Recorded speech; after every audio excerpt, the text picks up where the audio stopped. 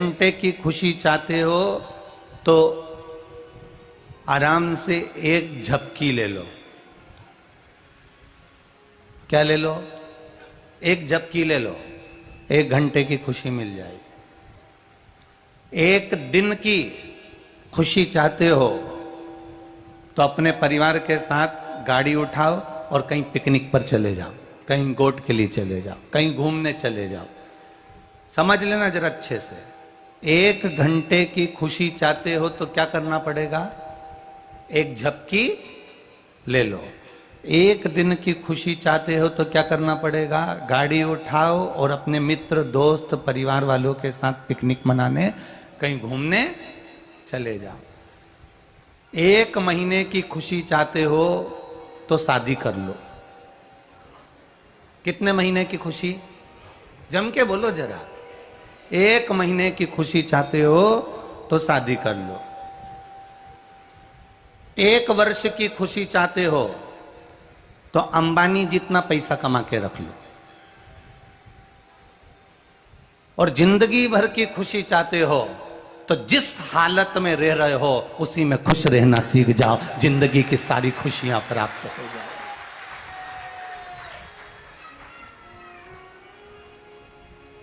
हम जिस हालत में रह रहे हैं उस हालत में हम खुश रहना चालू कर दें तो हमारी जिंदगी की सारी खुशियां हमारे पास हो जाएगी। फिर से ध्यान करना, 1 घंटे की खुशी चाहते हो तो क्या करना पड़ेगा? जम के बोलो।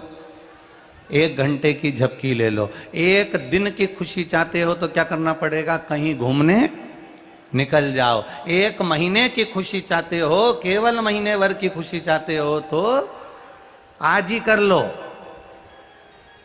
तुम तो अब भी कर लो, कोई मना नहीं। 1 महीने की खुशी चाहते हो तो शादी कर लो। 1 वर्ष की खुशी चाहते हो तो कहीं पैसे वाले को, बिरला को, कहीं अंबानी को, धनपति को देखो और उनके जैसा पैसा कमा लो तो 1 वर्ष की खुशी मिल जाएगी। पर जिंदगी भर की खुशी चाहते हो तो जैसे रह रहे हो, जिस हालात में रह रहे हो उस हालात में खुश रहना चालू कर दो। किसी को देख कर ना ईर्ष्या करना, ना नफरत करना, ना जलना, ना बहुत दौड़ने की आदत बनाना। अपन खुश हैं।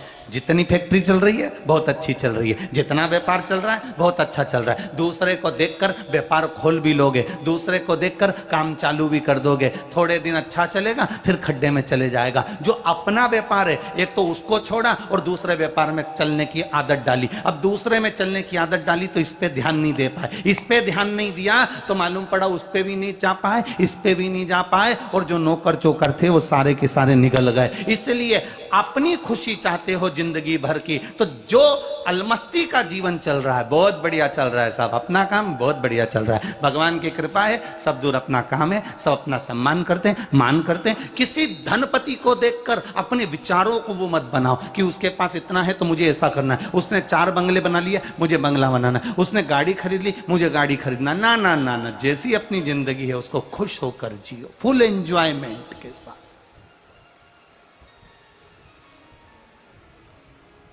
हम दूसरे को खुश देखकर अपने आप में विचार करते हैं कि मेरे पास भी ये होना था।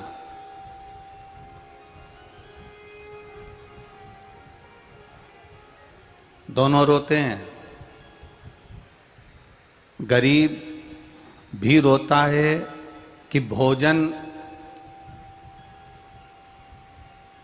कैसे प्राप्त होगा और अमीर भी रोता है कि भोजन कर लिया तो पचेगा कैसे।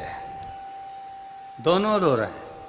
गरीब भी रोता है कि भोजन कैसे प्राप्त होगा, खाऊंगा क्या, कैसे प्राप्त होगा। और अमीर भी रोता है कि भोजन अगर मैंने कर लिया, मान लो भोजन अगर मुझे प्राप्त हो भी गया तो मुझे इस भोजन को पचाना कैसे।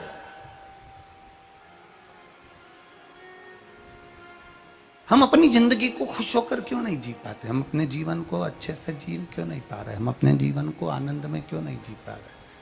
हम अपने जीवन को खुश होकर क्यों नहीं जी पा रहे? भगवान विष्णु जी के पास में वैकुंठ था, भगवान ब्रह्मा जी के पास में ब्रह्मलोक था, भगवान इंद्र के पास में इंद्रलोक था। सब देवताओं के पास में सारे लोक विराजमान हैं। इंद्र जी के पास में इंद्रलोक है, भगवान विष्णु के पास में वैकुंठ लोक है, ब्रह्मा जी के पास में ब्रह्मलोक है, ब्रह्मलोक में बहुत सुख है।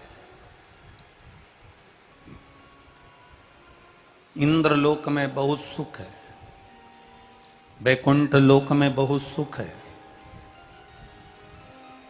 पार्वती जी ने महादेव जी से बार बार कहा, लक्ष्मी जी के यहाँ सोने का नगर है, सोने का वैकुंठ है, सोने का महल है, सोने के पर्णकोटे हैं, सोने के द्वार हैं।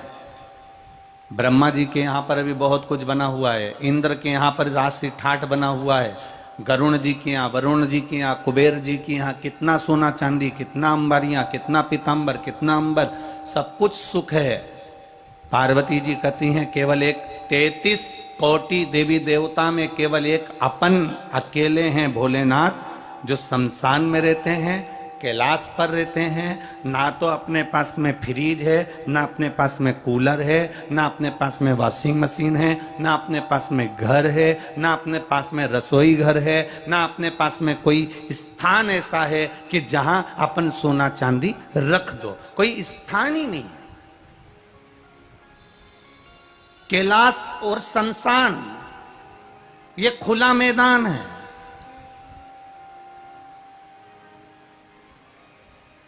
आज तक तुमने कभी सुना कि शमशान में चोरी हो गई?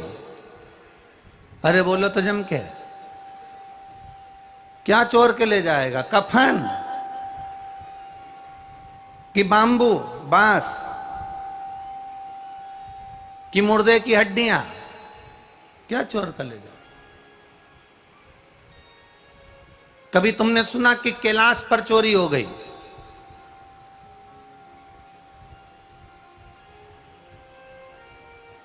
भगवान शिव जी से माता पार्वती जी कह रही हैं, माँ जगत जननी जगदम्बा माता पार्वती जी भोलेनाथ जी से कह रही हैं कि देखिए थोड़ा बहुत अपने को भी बनाकर रखना चाहिए, थोड़ा वैकुंठ जैसा सुख अपने पास भी होना चाहिए, थोड़ी राजसी ठाट सत्ता ठाट अपने पास भी होना चाहिए। भोलेनाथ जी ने कहा राजसी ठाट का, राजसी सत्ता का क्या करेंगे अपन, क्या करना? हमें राजसी ठाट नहीं चाहिए, हमें राजसी सत्ता नहीं चाहिए। भोलेनाथ जी ने कहा मेरे पास जब मेरा भक्त आता है, सारी दुनिया की ठोकर जब वो खा लेता है, दुनिया के लोग उसको धक्का दे देते हैं, दुनिया के लोग उसको ताना दे देते हैं, दुनिया के लोग उसको गाली दे देते हैं, दुनिया के लोग उसको आड़ा टेढ़ा कर देते हैं, जब हर तरह से वो जब पूर्ण तरह से एकदम कुछ नहीं रहता, जब कहीं से काम नहीं बनता, पार्वती से शिव जी कह रहे हैं तब पार्वती भक्त मेरे पास में आता है, मेरे पास में बैठता है, तब मैं उसको सब दे देता हूं जो वो दिल से मांगता है, मैं उसको खाली नहीं छोड़ता, सब दे देता हूं, मैं उसको खाली नहीं छोड़ता। पार्वती सारा सुख, सारा वैभव, सारी सत्ता, सब कुछ मैं उसको प्रदान कर देता हूं, सब कुछ दे देता हूं।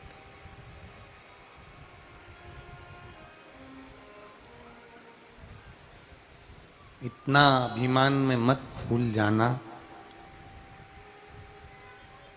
कि मेरे बराबर कोई नहीं कर सकता, मैं जो कर सकता हूं वो दुनिया का कोई नहीं कर सकता, जैसा मैं कर सकता हूं वैसा कोई नहीं कर सकता। ये एक अभिमान के शब्द है, एक अहम के शब्द है, एक अहंकार के शब्द है। पार्वती जब संसार का मानव मेरे पास आता है, शिवजी के पास मनुष्य कब पहुंचता है? जब सबको आजमा कर देख लेता है, जब सबको आजमा कर देख लिया तब वो देवादिदेव महादेव के पास गए।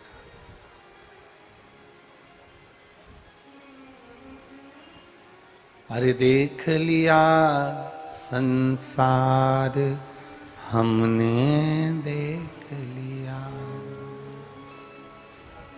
सब मतलब के यार हमने देख लिया,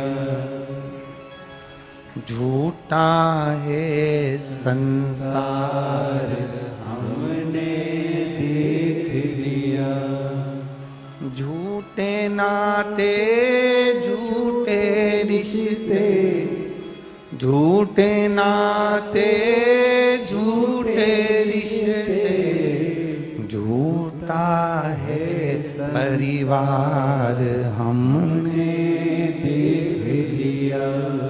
अरे देख लिया संसार हमने देख लिया। सब जगह से जब धक्के पड़ जाएं, सब जगह से जब नकार दिया जाए, सब जगह से जब ठोकरें लगा दी जाए, सब जगह से जब बाहर फेंक दिया जाए, तब शिव की शरण में जाता है जी, तब शंकर भगवान की शरण में पहुंचता है जी। आँख